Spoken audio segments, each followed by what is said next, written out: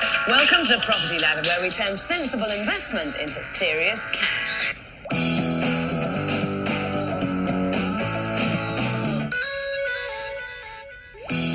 Native New Yorker Joanna Stamatis is a very determined woman, and she's decided now's the time for a complete career change. This is a perfect opportunity for me to actually develop a property, let my design skills and imagination go wild, and make some money out of it, of course. Joanna worked in human resources, and her husband Brian Walden was a management consultant. But they've swapped the corporate lifestyle for full-time property developing. And they want to drag this derelict cottage in Richmond, London, into the 21st century. I'm the boss in this project. No comment. The property hasn't been touched in years. It's got serious structural issues and is in need of total modernisation.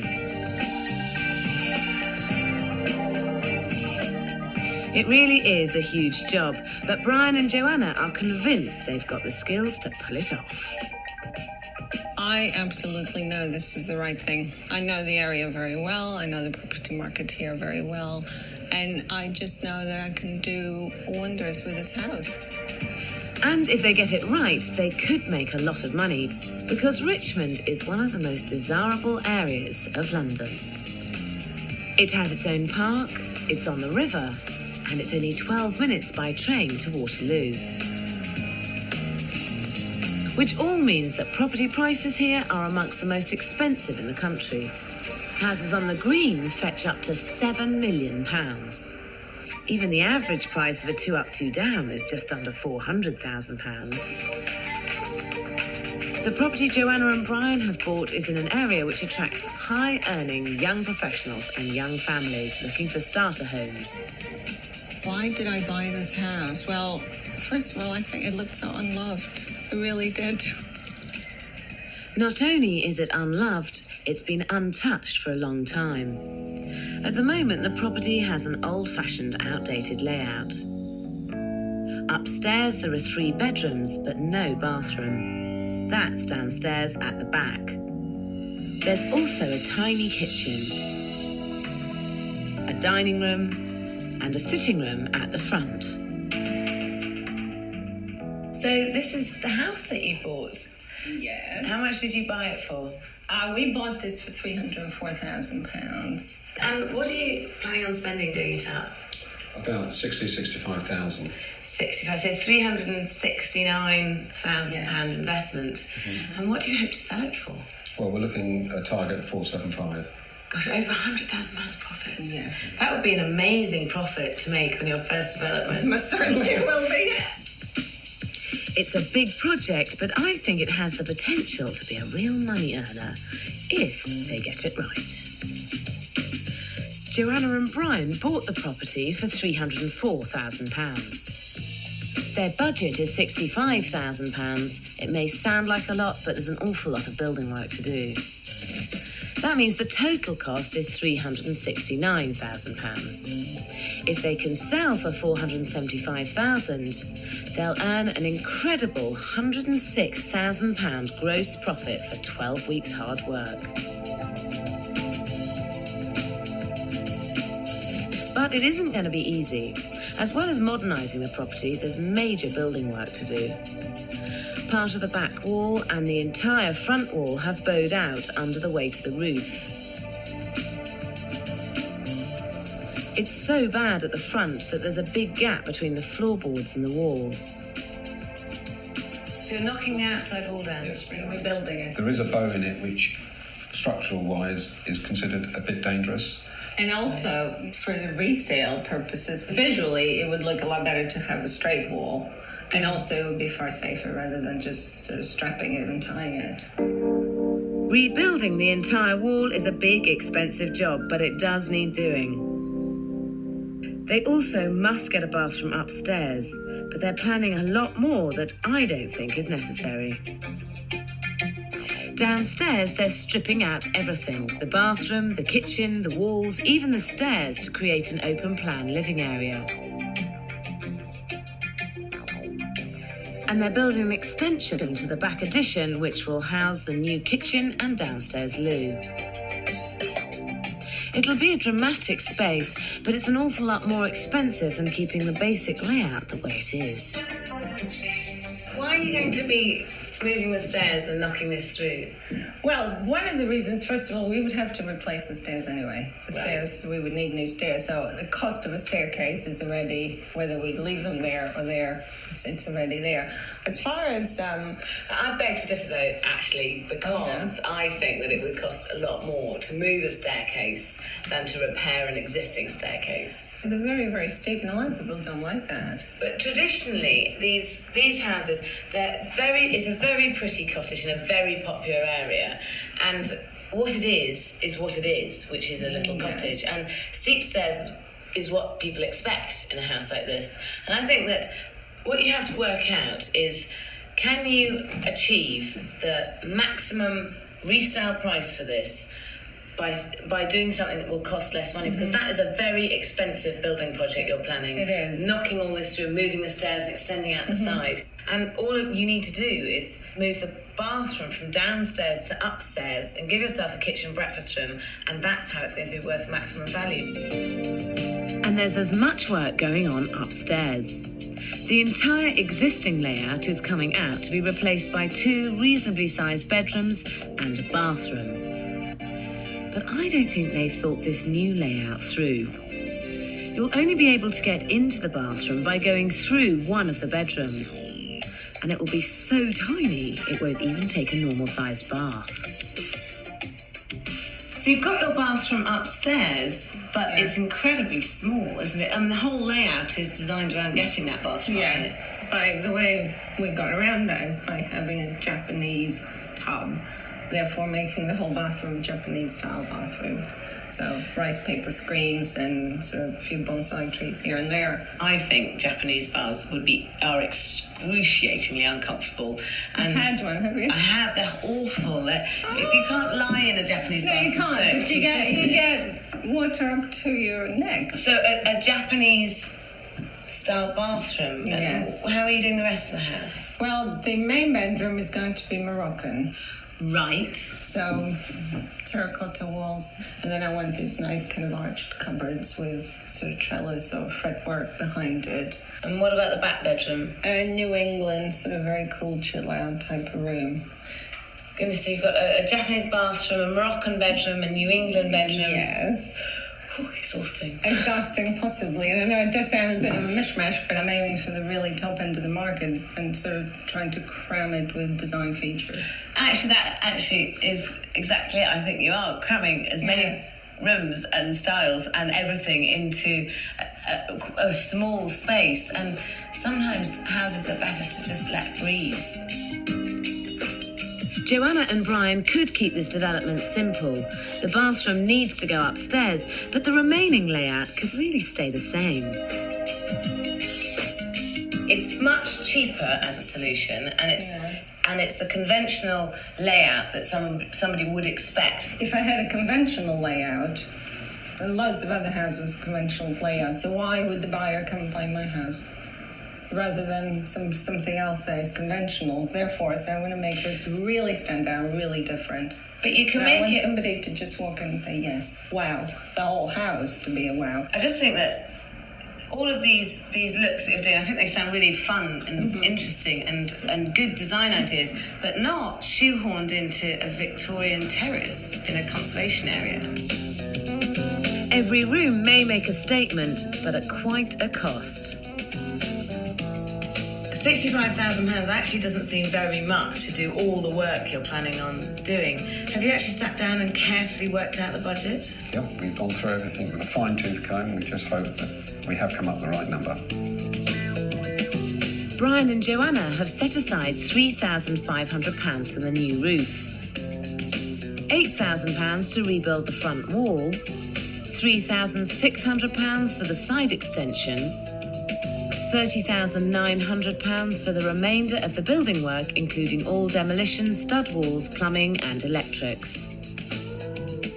They've allocated £4,500 for the new kitchen, £3,500 for the bathroom and downstairs loo, £5,000 for mortgage payments, and £6,000 as a contingency, which brings their total estimated budget to £65,000. But this is going to be tight with the amount of work they've got planned. 2 days later, Joanna and Brian have had time to finalise their plans. We're paying no attention to what Sarah said at all. Hopefully at the end she'll say, yeah, very, very nice.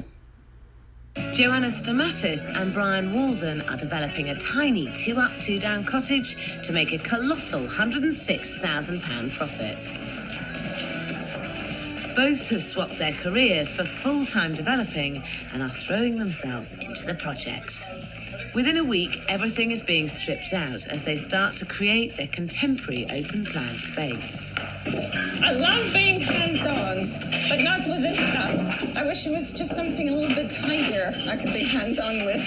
And obviously, black is definitely not the color to wear if you're doing demolition. I think, but I don't know why. Perhaps next time I shall come in sort of fashionable grey so I can just blend in the dust. Yes.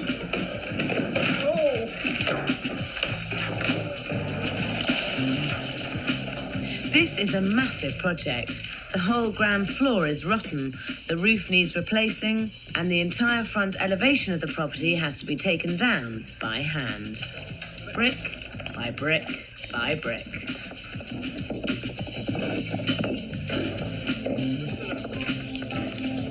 I'm just starting to think this is like now a £304,000 shell with just a few bricks, basically, and that's it. I can stand here and get nervous, more and more nervous. I just can't bear to look at this anymore, so I'm just going to go off and buy some new curtains for the Moroccan bedroom. Very sensibly, Joanna and Brian paid for a full structural survey, so they bought this cottage with their eyes open. Even though it may seem like a lot of money, if you're developing an old derelict property, it's crucial to get a full structural survey done. But before spending the money, there are a few simple checks you can do to get an idea of how big a job you may be taking on. Check along window frames and lintels. These will help you to see whether a wall is bowing out. If it is, then you may have to rebuild it or have it tied in. Tying it in is the cheaper option, but it's still a lot of work. Cracks could mean subsidence, so take a good look at the exterior and check the houses next door. Check the roof. Loose and broken slates are relatively easy to replace, but they may be a sign that the roof's coming to the end of its life. It's common to see it re-roofed with cheaper tiles. If they're too heavy, you'll often see sagging, which means a lot of work and money to put right. Watch out for wet or dry rot in the floorboards, skirtings, and at the bottom of the door frames. Joanna and Brian's entire ground floor was rotten and the whole thing needed to be replaced. Even though Brian and Joanna's development does need some pretty major building work, they're taking it much, much further. In fact, they plan to rip out the insides and entirely restructure it. The downstairs will become a large open-plan area with a galley kitchen and loo at the back. The building work is costing £46,000 on its own, and I'm not sure that this new layout will really add much value to the property at all. So, in a last-ditch attempt to make them rethink whether all this work is necessary, I'm taking Brian and Joanna to a property nearby where they've updated the house but kept the same basic layout. This is a much cheaper solution, and I think it will appeal to a broader market. So what they've got here with the layout is a formal sitting room for the adults to sit in. And this is a family house. Okay. They've kept the stairs in the middle. Yes. And this open plan kitchen, breakfast room, hanging out room at the back of the house. Right. Which means, because I think what bothers me about your plans is that because it's all open plan, there's nowhere that you are limiting your market, because families would rather have one area that they can actually keep away from the kids and then a big area that they hang out normally during the day. We're not really going for the family market, though. That's the whole point. And family orientation, this might be the configuration for them. For what we're going for, this configuration I don't think would be appropriate. For young professionals, yes. It's more young professionals, possibly a young couple that may have a baby, but we know from experience in this area, the moment the two babies come on the scene, the for sale notice goes up. It's not a family-orientated area. But then if it's young professionals want a kitchen that they can cook and entertain in the same space. I'm not so sure about that. Not necessarily. No, I'm not so sure about that, no. The crucial thing, of course, that we're forgetting is that if we don't move the stairs, my layout upstairs is not going to work because we are committed to putting the bathroom in the middle. What it comes down to is money, and it's about minimum investment for maximum profit. And the fact is that it's going to cost a lot more money to change the layout of your house and actually not give you really that much more profit. When you're developing, you should always try and make the property appeal to as many people as you can. A day later, it's the point of no return, and I'm hoping Brian and Joanna have decided to keep the current layout. We're just about to take this middle wall down, and I'm looking forward to it. Sarah's idea of keeping it is a no-no. We're definitely pushing it down, and in a few minutes, it's coming down. What am I saying?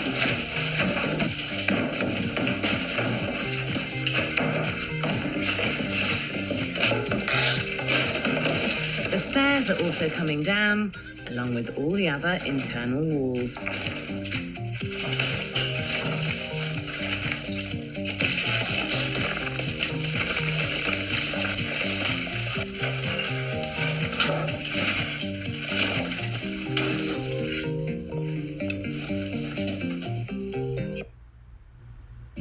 Wow!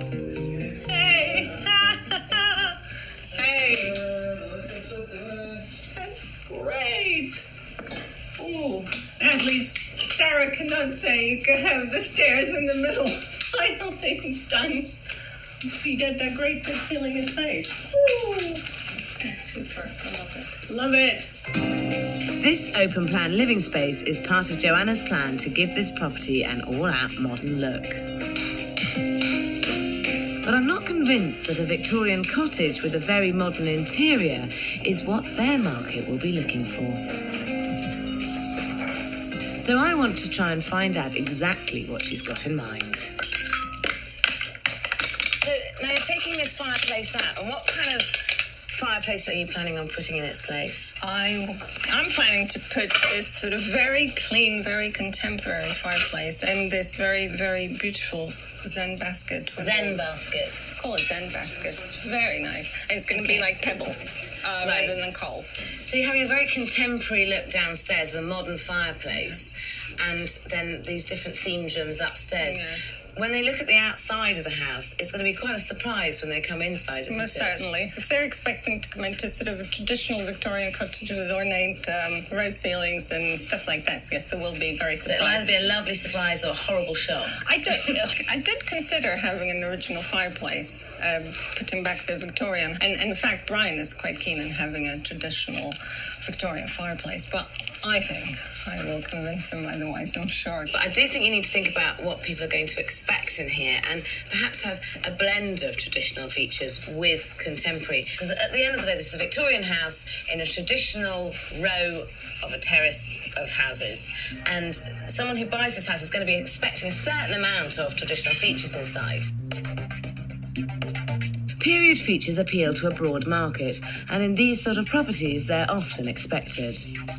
In fact, they often earn a premium on the value of a property, so unlike Joanna and Brian, developers often spend thousands putting them back in. Reclamation yards are a good place to find them, with doors costing around £50. There are also specialist shops reproducing original decorative plasterwork, but this can end up being very expensive. A week later, Joanna and Brian are trying to decide on the new centrepiece for the open plan living area.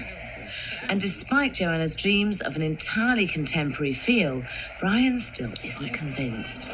We got a Victorian house. Traditional. Yes, I know we have a Victorian house, but nothing in the house is Victorian.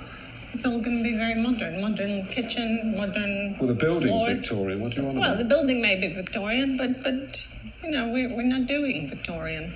I'd like something on this line, But that's like the one we almost have an identical one like this right now. which is nice. Yes, it's nice, but it just will not fit the look of the new place. Ooh, now this is nice. Yes? Of course. Yes, it is nice. I'll It is. accept that, perhaps that style, but everything's got to be changed because I don't Fine. like this and I don't like that. You're going to have to trust me on this, okay? Well, time will tell. Good.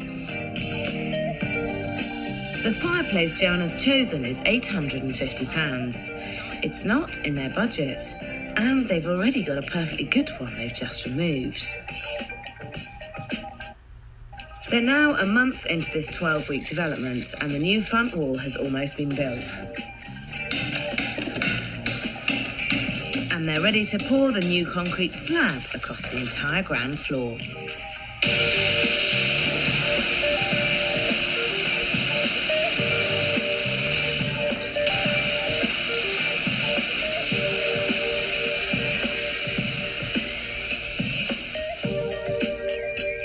It's in and dry in just 2 days, and they could be pushing on to get this development finished and back on the market. But Joanna's now decided that the bow in the back wall means that has to come down too. It isn't in the budget, and it isn't technically necessary. If we were to keep the back wall, it would have to be strapped and tied, and structurally it would have been okay, but it would never look straight. You know, at the end of the day, I think it's worth the extra £4,000. May not affect the resale value all that much, but there will be no surveyor that would have an objection to the front or the back wall because it's now both walls are now perfect or will be perfect. Neither Joanna nor Brian have any income. They're planning to make developing their full-time career, but Joanna's spending more and more money, leaving them less and less profit. So this is how the kitchen's going to be, is Yes, that's exactly how it's going to be, except of course the worktop is a little bit different. it? It does look like it's going to be phenomenally expensive. How much is it? Oh, I'll give or take a few thousand. I think it's going to be about £20,000. All in. Tiles, appliances, the works. But your budget was £4,500 for your I know. kitchen. So how has this gone so wrong? How did you start with £4,500 and end up at 20? Because I like this particular kitchen. So it's like I have a look in mind. So if truth be told, is this actually something to do with the fact that it's your personal taste? it is a personal taste, of course, but I think I have excellent taste. So But it isn't your home. This is a development. If you just keep chucking money at it, it's still only a house. It's still only a 2-bedroom house in a terrace, in a Victorian terrace, in a street. You know, it's still, you can't turn it into a palace. No, I agree. Your initial budget was £65,000 Yes. that you're going to spend on the house, Yes. and you've got another £4,000 here, another £2,000 there, another £15,000 on the kitchen. How much is it actually going to cost, this project? I mean, it must be stacking up nearly to £100,000. Yeah, probably just below 100. You're absolutely right. But you know, I mean, when you work on budgets, I mean, even big companies get it wrong. The thing you should be worried about is that if your budget was £65,000 and now it's £100,000, all of a sudden the costs are creeping up and your profit is becoming negligible. With costs on this job going through the roof, there's more and more pressure for Joanna and Brian to sell for £475,000. But that is going to be a real challenge. One street away, this property recently sold for £465,000, and it's a much bigger house. It's got 3 double bedrooms, including a spacious loft conversion, a decent-sized bathroom with a full-length bath, and a small single bedroom. Downstairs, they've got the more original layout with a kitchen dining area and a separate sitting room.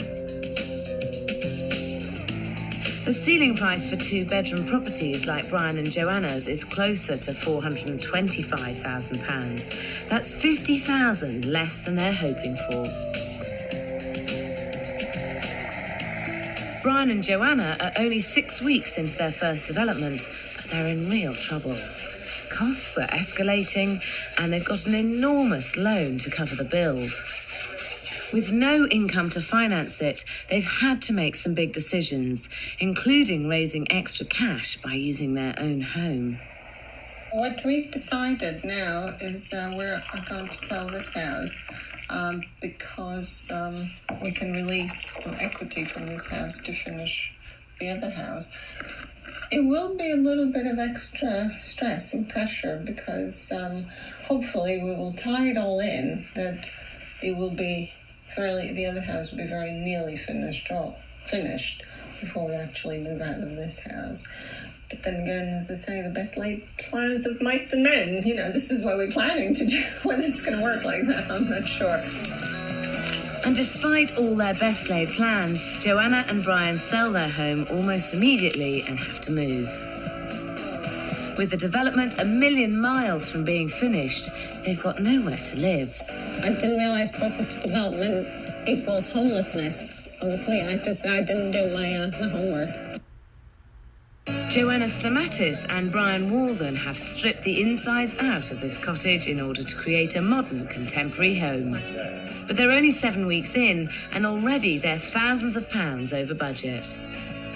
We are going over budget in this project, but I'm sure it's well worth it, or will be well worth it, because, spending a little bit more, or a lot more, but we're going to get a lot more. So it's kind of like you have to spend money to make money.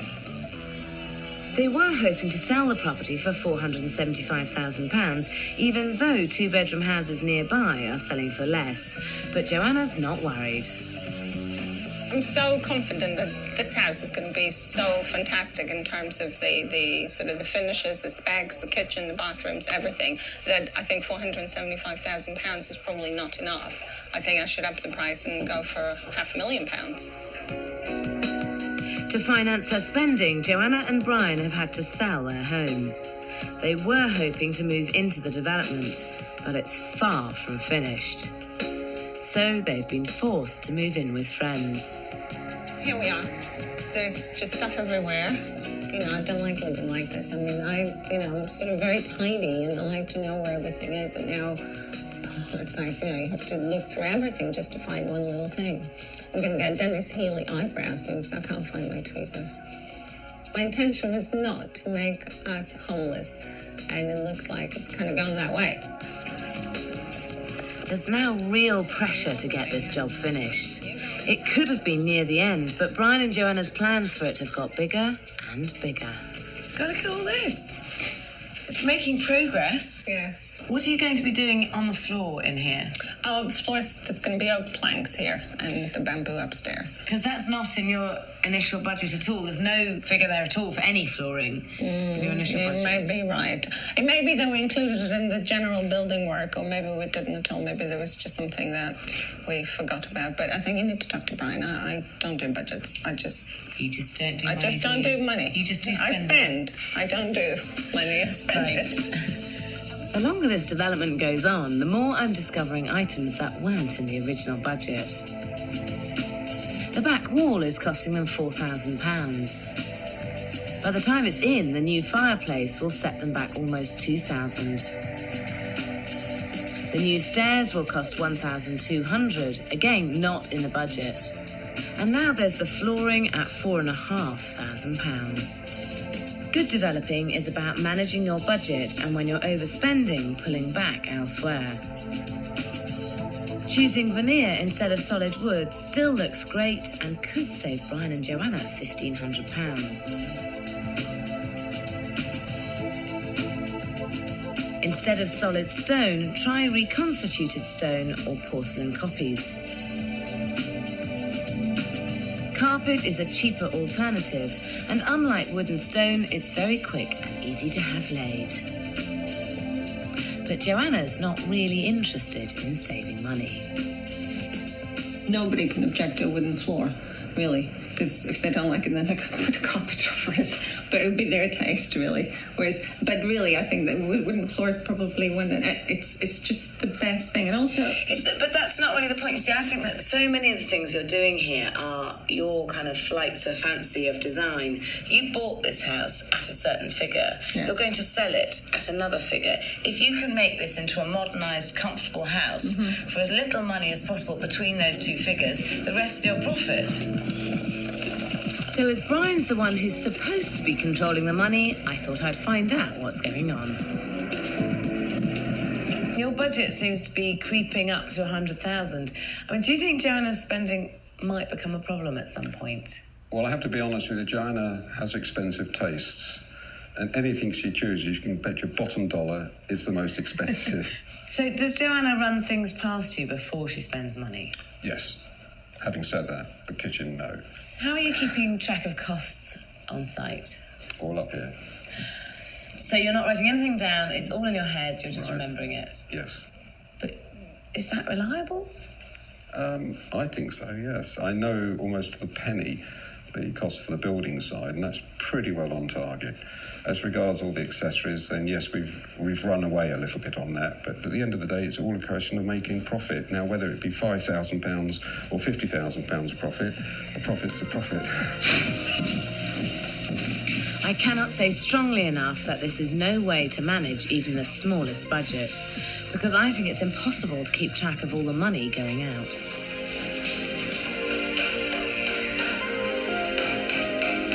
But their troubles don't stop there. One of the driest summers on record has now broken, and Joanna is not happy. My mother was right. What's that? Right, she was like, I've done I'm saying, get the roof done. Until, the weather is nice. We had beautiful weather for months. No. Now we have to check the weather report every day. Nothing can be done on the roof until all the supports have been done. Right, and what was holding up the supports? That back wall has been finished for a long time.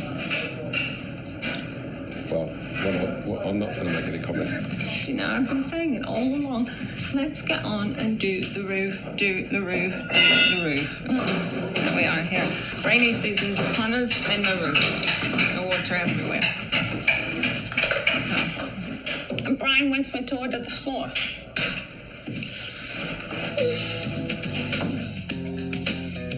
Though the roof isn't finished, at least the extension is taking shape.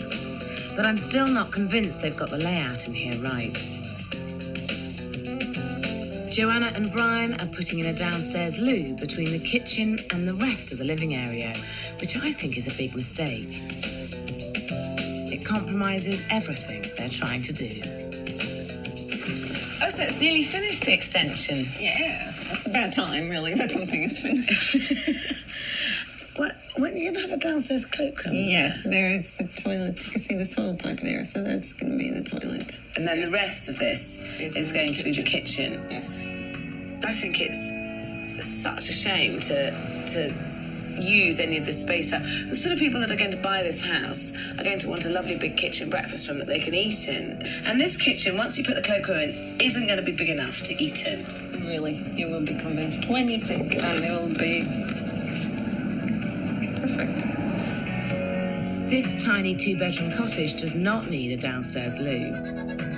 It's costing them money, will ruin the open plan feel, and means they can't put a table in the kitchen.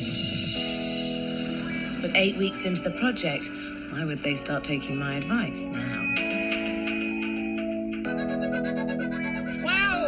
Hey, the bath is here. Guys, can we just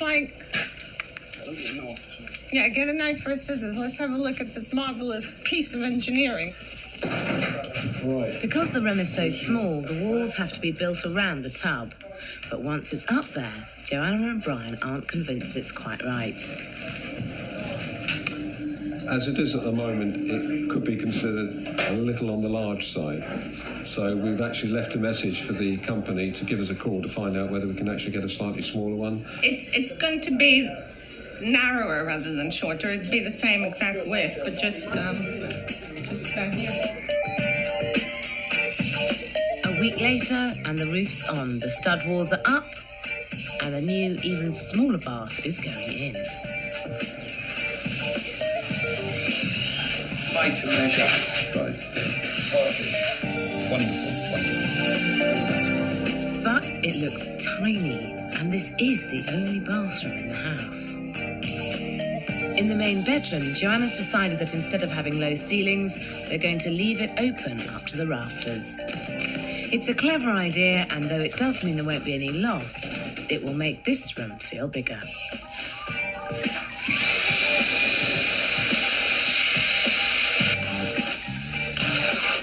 After 3 weeks staying with friends, Brian and Joanna are on the move again, this time into their local pub.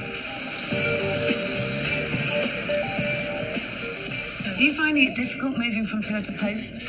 Yes. The short answer is yes, definitely, because we have stuff all over the place. And it's kind of hard to find things, and some things we do need to have in front of us. And what about you, Brian? No problems at all. I enjoy it. Living out of a briefcase is a wonderful experience. Yes. Only when he tries to find stuff and they can't find it, and it's Joanna, where have you put this? Where have you put that? So are you quite looking forward to moving into the house? Yes. Although the development is running 5 weeks over schedule, it's finally getting to the finishing stages, and Joanna's favourite bit. Always be careful when adding your personal touches to a development, because it's very easy to limit your market by imposing your personal taste.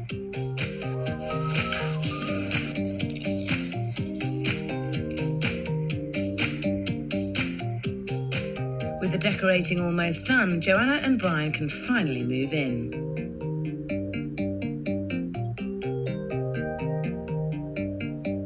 These are Joanna's clothes. These are priority. No. Brian, I've been wearing the same clothes for like 6 weeks now, so please don't even joke like that, because I don't even think it's funny. But there's one last hurdle. They have to find a buyer who likes Moroccan bedrooms, tiny baths, very narrow downstairs loos, and who happens to have £500,000. It's been a massive job, but after 4 months of hard work, this small house is unrecognisable. Upstairs, I was worried there was going to be a real mishmash of styles, but thankfully and unusually, Joanna has pulled back and the New England has become neutral safari. As it's a small room, Joanna should have dressed this with a proper bed instead of the sofa bed, but it does look good. In the master bedroom, she didn't pull back, and she's made a very, very personal statement. It's a good idea to build storage into small properties, but not so good to paint it lapis blue. Raising the ceiling has certainly made the room feel more spacious. And whilst bamboo flooring looks great, she spent thousands that wasn't in the budget.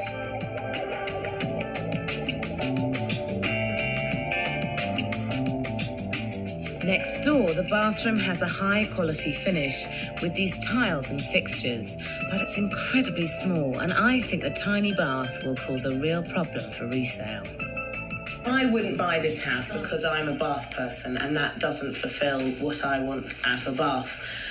And I wonder if it hasn't actually just missed in both circles. It's not a great shower because it's difficult to get in and out of, and it's not a great bath because you can't fit in it. This was the only solution, to have a tub and an upstairs bathroom.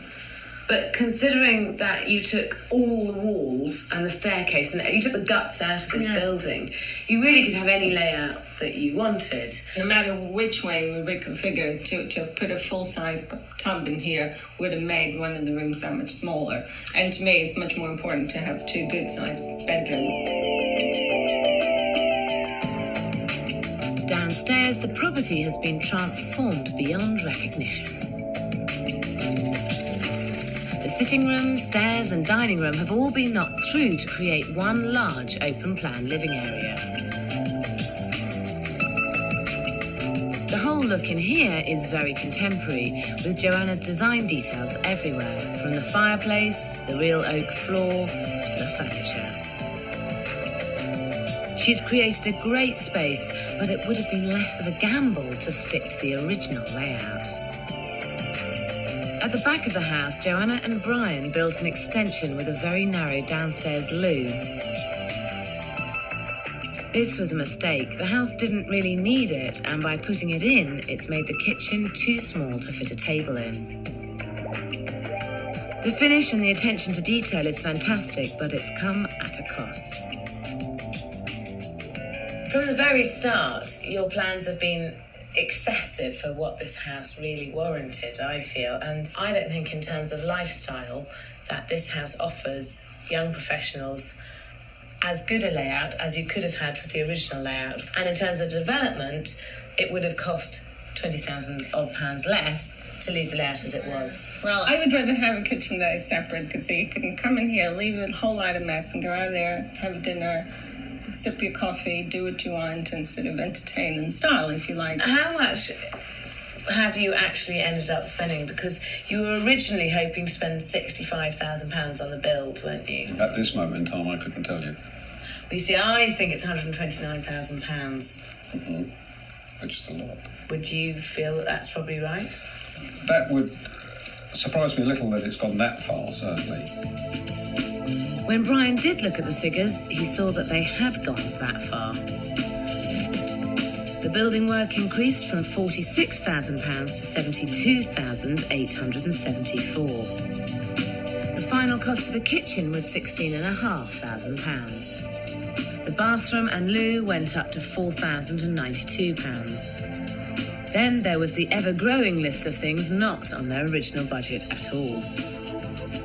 Rebuilding the back wall, £4,700. Flooring in the new stairs, £5,800. The fireplace, another £1,900. Furniture and furnishings cost an incredible £9,400. And landscaping the tiny garden, £2,500. They had £5,000 for the mortgage, but the loan, the cost of staying in the pub and storing their furniture came to £11,000. Which means the total cost has almost doubled to £128,766. How did you manage to spend so much more than you originally planned? Well, I think on that score, I think you'll have to talk to Joanna. I don't know. I just like things that look good, and sometimes I don't think of price. Well, I would agree. If this was your home, I'd say, yeah, well, if you can afford it, stuff it, spend it. And that's great. But there's either is a development or it isn't a development. You've been in charge of the budget, haven't you, Brian? Not very well, obviously. On the building side, primarily, yes. Do you think that if you'd written it down, there would have been areas that are missed off that wouldn't have been missed off? I mean, I had it all in my mind as to what we were spending. And as long as we made a profit initially, small as it may be, whatever it might be, then I would be happy with that. But this massive overspend has really put this project in danger. Including stamp duty and fees, they now need £460,000 just to break even after all that hard work.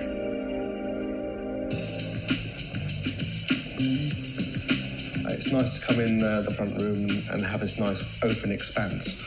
I suppose this loo could have been traded for a breakfast area. It is going to really appeal to all my city buyers.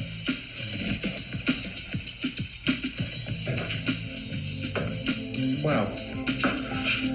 Nicely done. Ooh. I love these units. Very North African, very Moorish. I think that's wrong, and it should be a full-length shower there.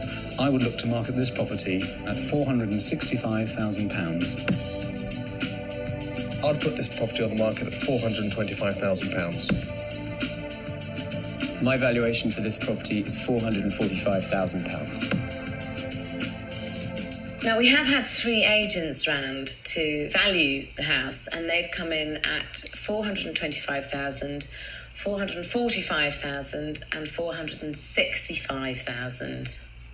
Right. How do you feel about that? I think they've underscored a bit. Do you? Very much so, yeah. I had an estate agent in a couple of weeks ago and valued it at well over $500,000, and we've had an offer of $500,000. So Well, that's fantastic. Yes. Because from what I've spoken to the agents about, the highest level that a house has sold that's a 2-bedroom house in this area is 455, and that's with a big garden and a big conservatory. So if you've got an offer for $500,000, I'd just grab it and run as fast as you can. And to be honest, you sort of need to get that kind of level, because for the amount you've spent, best case scenario with the valuations we've had, you'll make a £5,000 profit between you for 4 months' work. But worst case scenario, you could stand to make a £40,000 loss. And that's obviously not a good situation. Well, I can tell you right now, we will not make a loss. I am confident, I'm 100% sure we will get the price that we want. Despite the £500,000 offer, Joanna and Brian are still hoping for more. Wow, this is a surprise. Oh, right. I love the space downstairs. The open plan, dining, sitting room is great. This is nice. I'm not sure that you really need it there, do you? I'm not keen on the banisters. That's a bit too modern for me. We utilise this space maybe a bit better. Maybe not have the downstairs loo. Quite a small sort of bedroom. The bath and climbing into the shower. It's just a no-no for me. I like this. Strong colours, though. I would feel I'd have to redecorate this room completely. I'm not sure I'd keep any of it. It's quite a gymnastic exercise getting into the shower in the morning, isn't it? I definitely wouldn't spend £500,000 on this house, no. After 4 months of hard work and the real possibility of a loss, are they considering returning to their management jobs? What does the future hold? Are you going to carry on developing, or is this it? Yes, no, definitely this is not it. Are you kidding? we put in an offer for another house just around the corner here. So if that goes through, then that'll be our next project. So you are going to carry on developing. This is going to be your full-time career for both of you from now on. Yes, and I'm also going to do it for others. So the plan is to retire in Greece in a few years' time. So I would like to retire very comfortably, and considering my spending habits. You're going to be doing a lot of developments. Yes, obviously. From the start, Brian and Joanna's plans were hugely ambitious for their budget and are necessary for this development. The end result is fantastic, but it's still a 2-bedroomed house with a limit on its price. They've hugely overspent, leaving them with little or no profit. But they have learned a massive amount, which they can take on with them to the next development. Joanna and Brian say they've turned down their incredible £500,000 offer in the hope that they can get even more money for it.